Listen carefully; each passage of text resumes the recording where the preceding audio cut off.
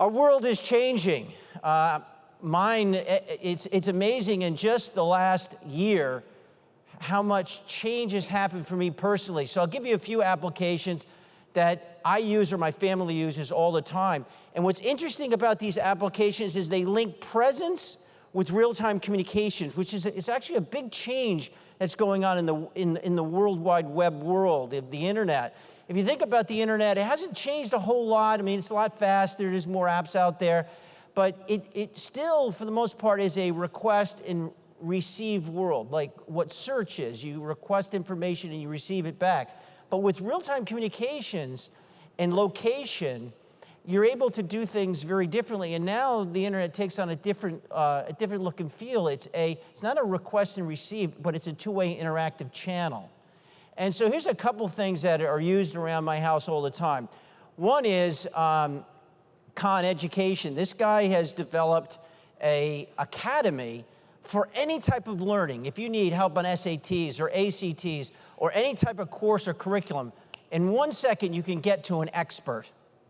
So this is great for my kids. They use it all the time and their friends use it. And this is a business that just is exploding. Another one is Tinder. It's a dating service, which is kind of interesting. My kids don't use it for dating. They're fairly young. I mean, not that young. One's 21. He's plenty old for dating. But the other ones, what they use it for is to have parties. Like we go out in the summer, we go out to the Hamptons, to the beach, and if they want to have a party, they get on Tinder and they just start looking for people.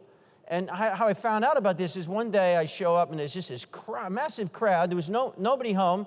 It was quiet, and a few of my boys' friends showed up, and they said, hey, they wanted to have a little party. I said, okay, that's fine, no problem.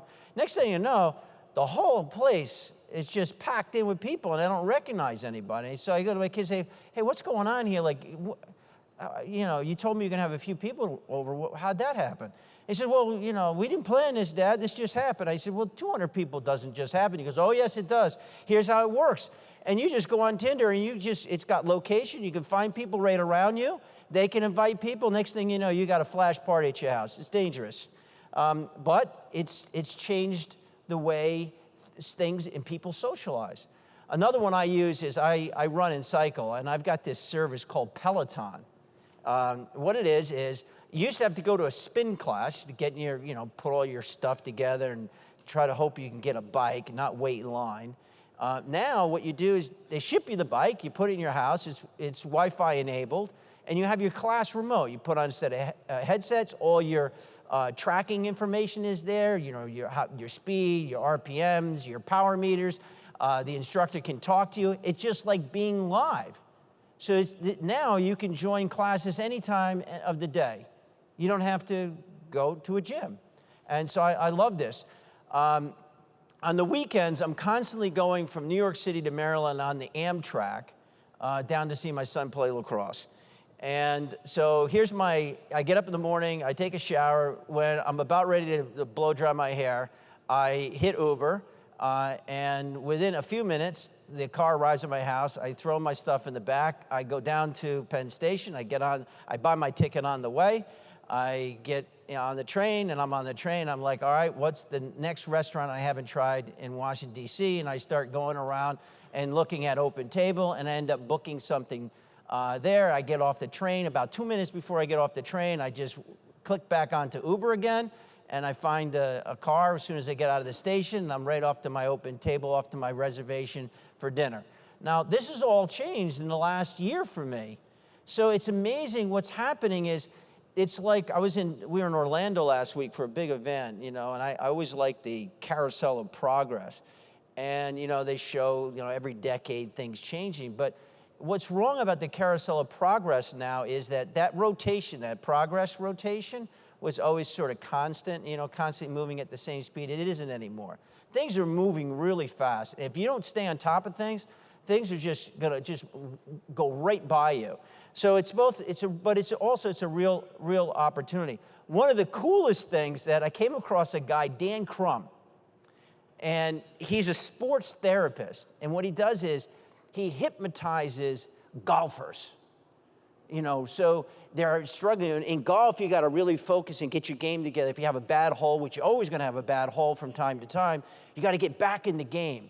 And he actually, during different, you know, while people are actually playing, between sessions, he'll hypnotize somebody online. That's how good the quality of the video experience that you can have these days. So this one, you know, technology usually improves our lives, but I also want to, it can be dangerous. 23% of the car accidents now in North America involve cell phone use of some sort, 1.3 million crashes a year. Just a minimum of distraction on a phone, just looking, is about, they say, an average of 5 seconds. So if you're going 100 kilometers an hour, that's about a length of a football field that you're not paying attention. So we have become really addicted to this. Now, the Department of Transportation in New York City hired some actors to put this together. And what this is this is actually guides walking people across the street, because people are getting clipped. Everybody's walking like this down the street, not paying attention to anything. So they decided to create an awareness. But what was amazing is, while they were doing this with actors, people were joining in.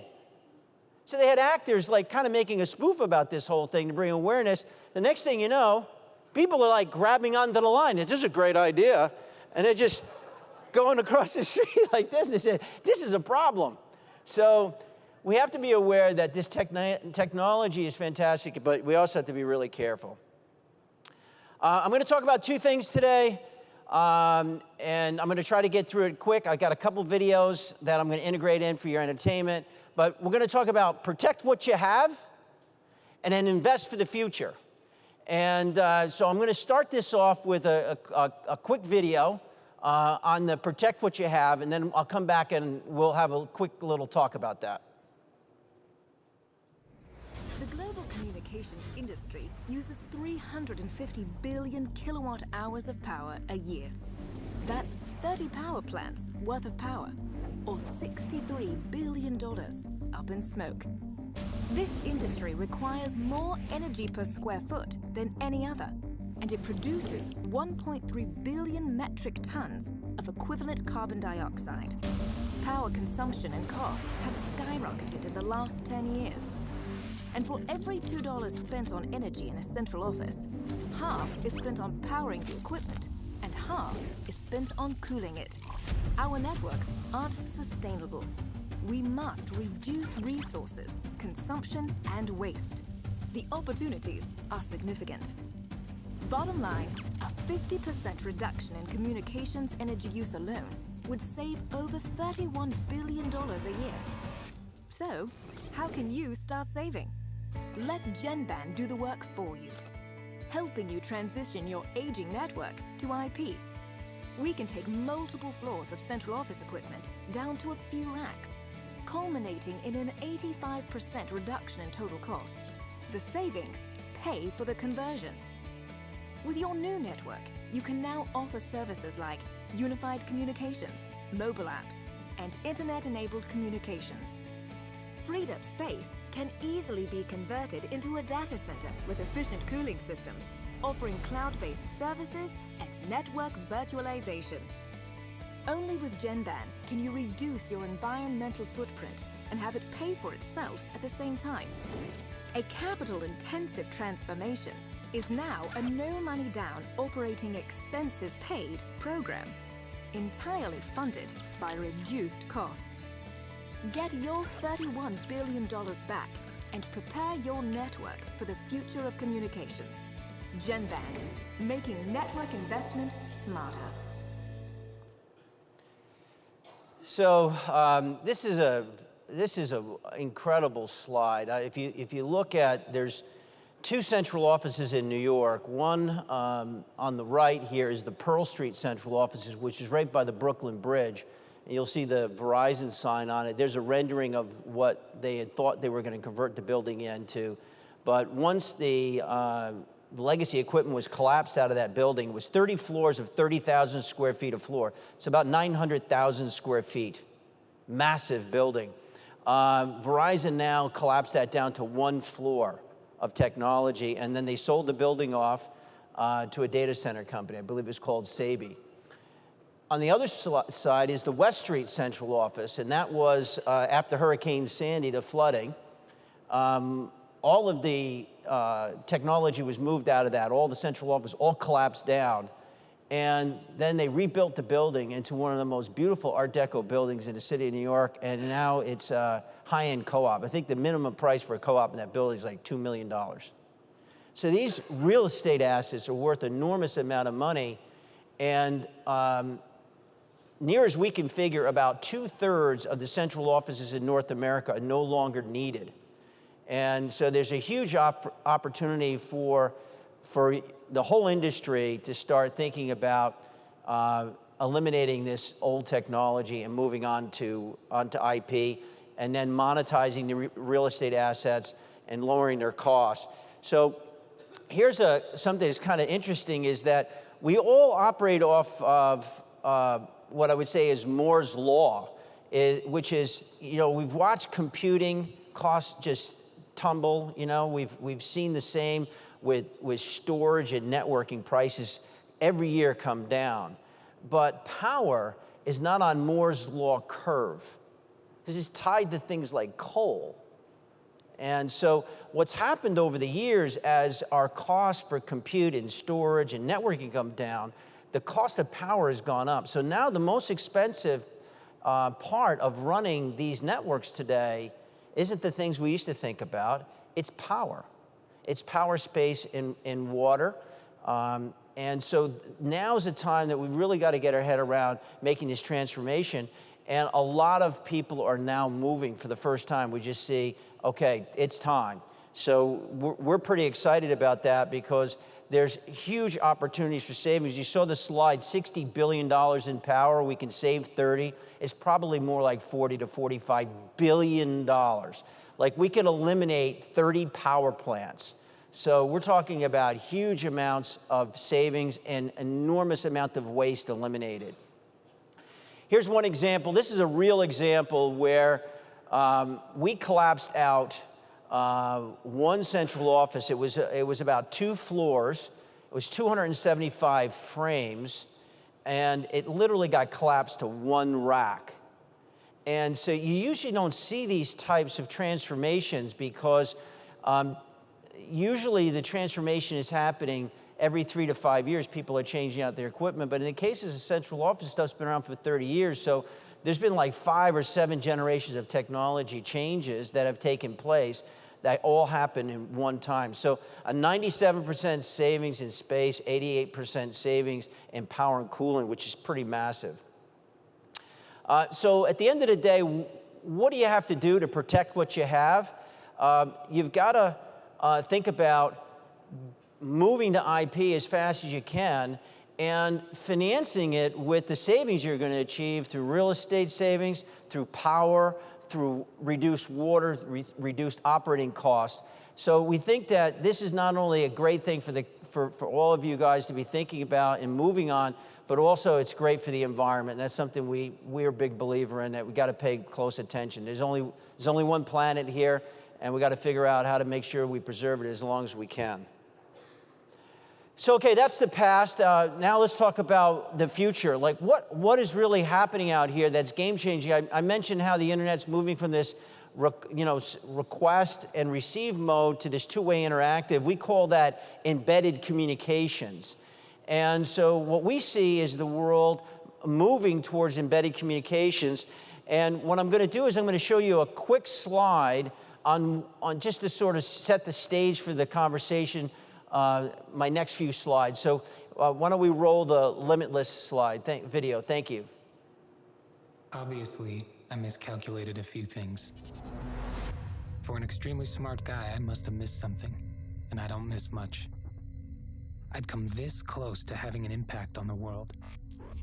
Now it doesn't seem like I'll be impacting much.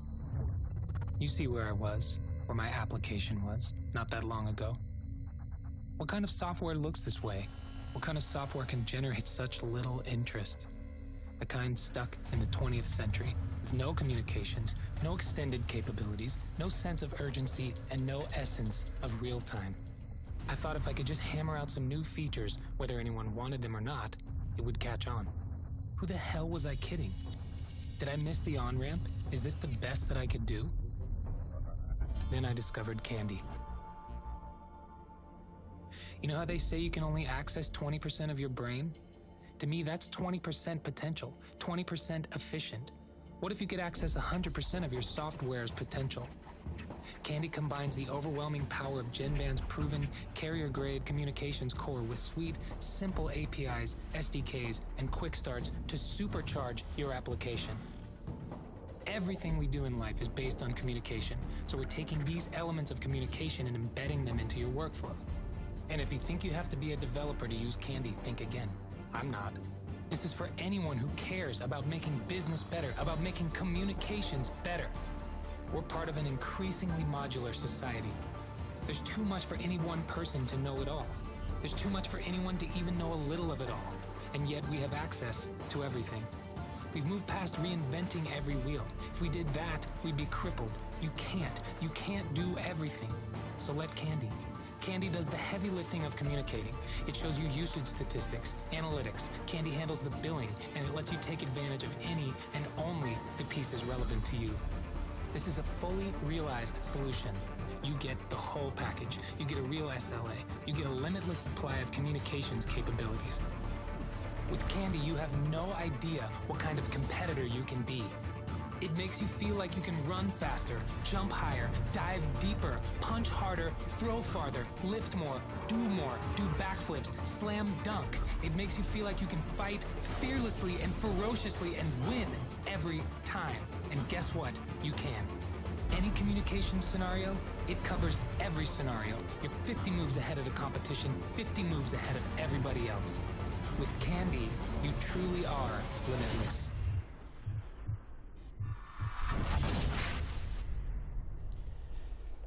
Okay, so embedded communications. So what does that really mean? I'm going to show a few examples of what's going on in the marketplace. But if you kind of think all the way back to the beginning of communications, telegraph, and then that moved on to, the PSTN, and that moved on to mobile. With each one of those shifts and the change in technology involved the carriers out making substantial investments to be able to stay in the real-time communication space. Right, so back in telegraph, you had to put the cables in place. When you got to the PSTN, you had to install central office switches. You had to build central offices. All these investments. When you got to wireless, you had to buy spectrum and base stations. Well, now where is the real-time communications going? And it's going in to the application itself, contextual. So, as an example, if you think about Uber. Well, when the Uber driver pulls up to pick me up, they call me. There's no reason for them to call me outside of the application. I want to know it's the Uber driver. I don't want to know it's some random stranger, as an example. So communications is becoming contextual. It's being embedded into communications in the way we live and work. And for the carriers to stay in the real-time communication space, they're going to need a platform to be able to embed this capability into applications. So here's an example, SAP. Here's what they're doing. If you look at, they just launched real-time communications in their cloud product called Cloud for Customers. It's a Salesforce type of platform. If you look at the functionality of having, if you look at the old app and the new one, it's like comparing like black and white television to color. This difference is that substantial. Their ability to actually track their workforce, to have their workforce to be able to call experts at any time when they come against a problem in the field. For example, they need a particular part, like you see this part here. The ability on premise to be able to use video to be able to get help to show that am I really looking at the right part, or do I have the wrong piece? And then logistics, where can I find that? And how long does it take? And where's the closest truck that can deliver it? So all of this real-time communication is now being embedded in these industrial applications. And that's where the market is moving.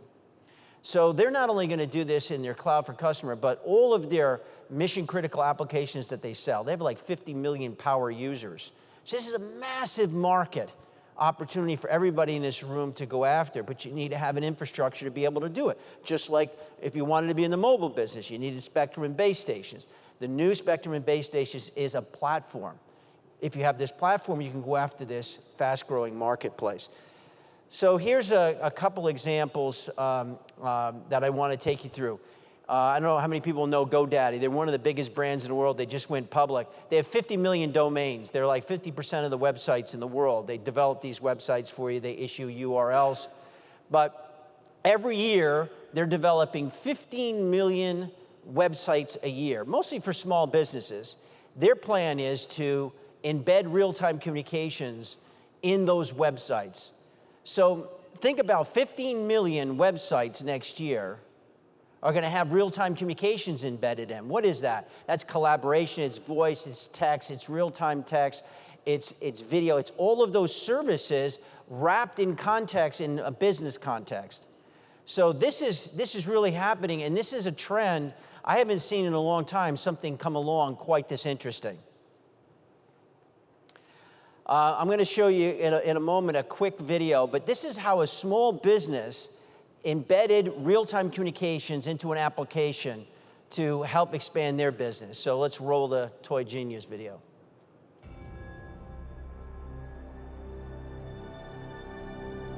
I'm Jeff Sigmund. I'm the CEO of Visicom, a systems integrator that focuses in on Candy solutions. We take the real-time communications capabilities of Candy and we build it into applications like e-commerce and healthcare applications. In 2009, I had a vision of creating virtual shopping, and we had not been able to accomplish that before the Candy platform provided that solution. Toy Genius is a specialty toy store that prides itself on customer service, engaging staff with product knowledge. As a specialty retailer, it's very hard to compete with Amazon and some of the big box retailers. The competition comes from the experience of shopping at Toy Genius. Thank you for calling Toy Genius Online. Ivy speaking. How may I help you? You connect to a toy tech. They interact with you as if you walked into the store. They greet you. They find out what you're looking for. This is another one of my favorites. This is the Ultra Glow Air Power Soccer Disc. And check out this video. So what we've done is we built the agent console to support a very interactive and intuitive engagement with the customer. And let me show you some active play. I'm gonna push the search so that way you can see what I'm looking at. So we've taken the experience actually to another level. Instead of looking at a box in a store and being told about it, you're actually seeing the product being used. People previously had been calling Toy Genius and asking an associate to text them pictures or send them a video of different products so that way they can get the personal in-store experience without actually leaving their homes. And what Candy has done is created a seamless connection to the customer and the products. Candy gave Toy Genius and Visicom as the integrator the option to provide that solution to reach every customer available.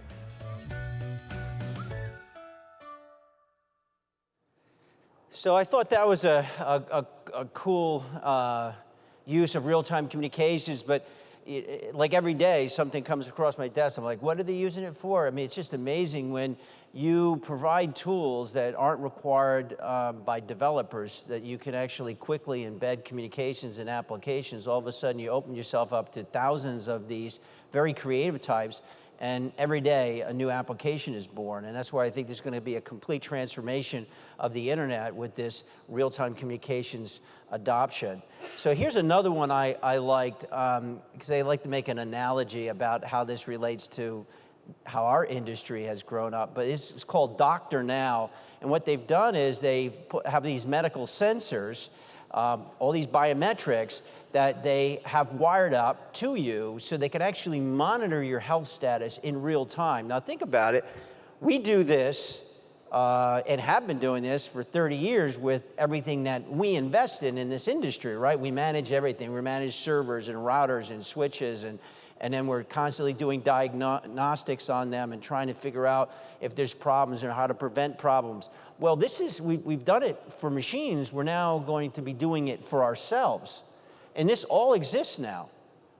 And here's a service, actually of a group that's actually monitoring people all day long. It's quite fascinating. Another example that I like to bring out is that we had a hackathon. We have this candy bus. It's like a tour bus. And what we realized is that we used to go and try to set up meetings with our customers, and we'd get like 3 or 4 people in a meeting. And then we're like, we really would like to get like 50 or 60 people in a meeting. So what we did is we outfitted this truck, this massive like tour bus, and we put all of our technology in it, and you can drop down the back of it, and we got music and refreshments. And instead of going and setting up a meeting with 3 people, we actually drive to the customer, and we set up in their parking lot.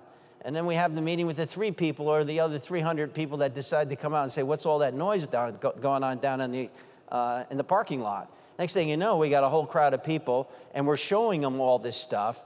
And we bring this tour bus around to have what we call hackathons, where we encourage people to develop applications using our real-time tools. And so we did one the other day, and I always find it interesting, the results. We have these little tests. We give everybody an opportunity to develop something cool and creative, and then we have a judging system, and then we pick the winners and give prizes. But it was really interesting because we did this one at our R&D facility. So it wasn't all R&D, but it was primarily R&D. So lots of developers and engineers. And then it was a small group of others, sales and marketing and legal and so forth and so on. But it was overwhelmingly engineers. And we gave them all the tools and said, have at it, come up with something really cool. And the winner of this was this travel concierge, which linked up real-time communications, dynamic numbering with location. So basically what it tracks you when you travel, like a guy like me, it knows that I'm on stage right now.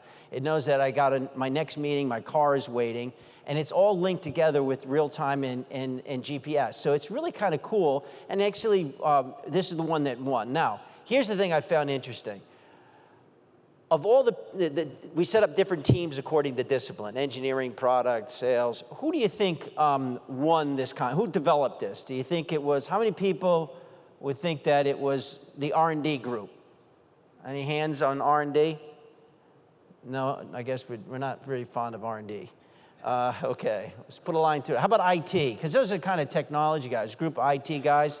You think maybe they came up with this solution? No, I guess you guys don't like it. How about marketing? How about the marketing team? Anybody think that the marketing team might have been? I see a couple hands. Okay, well, here it is, the marketing team. The non-tech marketing team developed the best product. Now, why? Well, because they spend their life trying to figure out what the customer wants. And my whole point there is this. Your new customer is the marketing people. Because the technology is going to be it's going to be easy to be able to provide solutions because the technology now is so transformational. You don't need developers. You need people that understand what the customer really needs and wants. So that's a real major shift in the way that we have to think about our business as to who the customer really is. Because now with the way the cloud works and the tools that are available in the cloud, we can develop things much faster and much quicker than we've ever done before. So now my last subject I want to cover is over the top. This is something that it's gotten a lot of industry, people, just a ton of press out there on over the top, lots of people talking about it, even conferences on this topic. And we've spent a lot of time thinking about it, like, how do we position ourselves and where is that whole market going? So what I want to do is spend a minute on something that we developed, which I think is kind of interesting. It's called the Fring Alliance. A couple years ago, we went out and said, over the top is clearly happening. You got WhatsApp, you got Viber, you got Skype, you got all these different services out there. There's no denying it. They're getting traction. We've got to be in that game. So we went out and looked at everybody in the marketplace, and we limited it down to who had the proven ability to scale and who had some really interesting technology. And it was a small list of people, and the one that we were most impressed with was Fring. So we acquired them, and with the sole purpose of not having another over-the-top service, because there's plenty of those out there, but it was really an over-the-top service that we could offer to our customers so that they could launch over-the-top services to compete with the people that were taking their customers away. So it was like an over-the-top fighter. So we went out and we started putting this out. You know, we got companies like Bouygues and Airtel and M2 and Vodafone and Telstra and PLDT, each developing their own over-the-top application. And it was pretty cool because each came up with slightly different variations of different features that they thought were important. There's all different types of use cases for this. So, but what we realize is that each of them, while our platform provides tons of feature functionality, what they were missing was the size and scale. It's called like N squared, old Metcalfe's law, which is the community is what makes things really, really valuable. That's why the PSTN's been so important for so long. It's the size of the community. It's why Facebook is so important. So what was missing is we were building these walled gardens for each of these carriers, carrier A, carrier B, carrier C, carrier D. Then we got this idea, well, they're all on the same platform. Why don't we just federate them? We got one address book, so if you join, if you join Airtel, you can communicate to the Bouygues people on Fring, and that's how the Fring Alliance was born out of that. It's just actually federating the address books. And we feel, for the industry, we can create, very quickly, the largest over-the-top in the world. There's some of these carriers, like Airtel alone has, I think, like 150 million subscribers. I mean, they're bigger than AT&T. So this is a really interesting opportunity for everybody here to join a consortium that they can actually be part of a community that will be ultimately theirs, that's bigger than any of the other communities that are out there. So with that, I'm going to show you, I think this is my last video. Fring is a social messaging app that consumers love and a proven winner that some of the largest service providers are taking viral. Fring has been carrier grade since day one, and now we're building an alliance of service providers and the largest universal directory on the planet, so you can compete with over-the-top challengers. The Fring Alliance. Why wait for rich communication services? Got to market today. Fring Alliance users keep their numbers and use rich communications from any screen on any network. They stay loyal to your brand while federating with users from other carriers. So the carriers can go ahead and brand it the way they want, they can sell it the way they want it, they can bundle it with their products and services. We're just the core infrastructure to make sure the basic feature functionality that's required to make this work is there, and that the large community is available to them. The Fring platform works perfectly with existing billing and operating systems, making it easy for you to roll out and support. Fring is delivered as a service and from the cloud. This is a true alliance that is owned by the members. The more subscribers you bring to the service, the more value you create for your business. So we're not just talking about building another over-the-top. We're talking about doing two things. Building the largest community in the world, bigger than any of the communities that the over-the-tops have, by federating the community. And two, delivering a superior service. It's not just about the financial upside. It's about the power to connect. Users can communicate across the federation via chat, video, or voice over any connection. We are building the biggest, most dynamic directory in the world that anyone can join. Our industry has always depended on interconnection and cooperation. The Fring Alliance simply takes this to the next level. Join the Alliance today. It's going to be fringing awesome.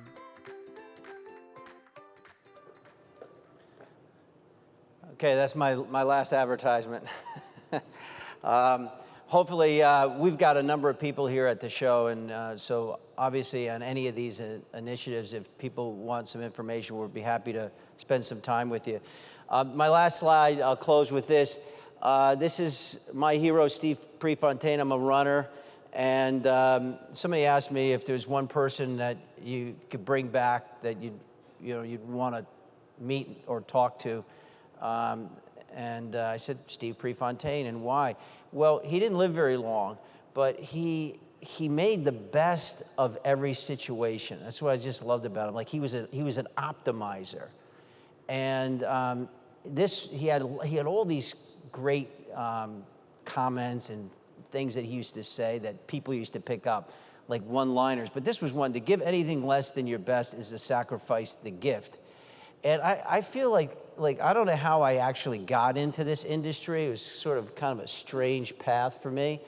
But it really has turned out to be a gift because I think it's been the most exciting industry, most exciting career one could ever pick. So we really have this gift that keeps giving. And I think that we're right in an interesting segment of time where change has happened, that carousel is moving so much faster, that if we take advantage of this gift that we have, that we can really do some interesting things. So I appreciate everybody's time this morning. I'm honored that I was selected as the guest speaker. And I'll be here if anybody, I don't think we have time for questions. I'll leave that to the organizers here. But my presentation is finished, and I thank you very much for your attendance.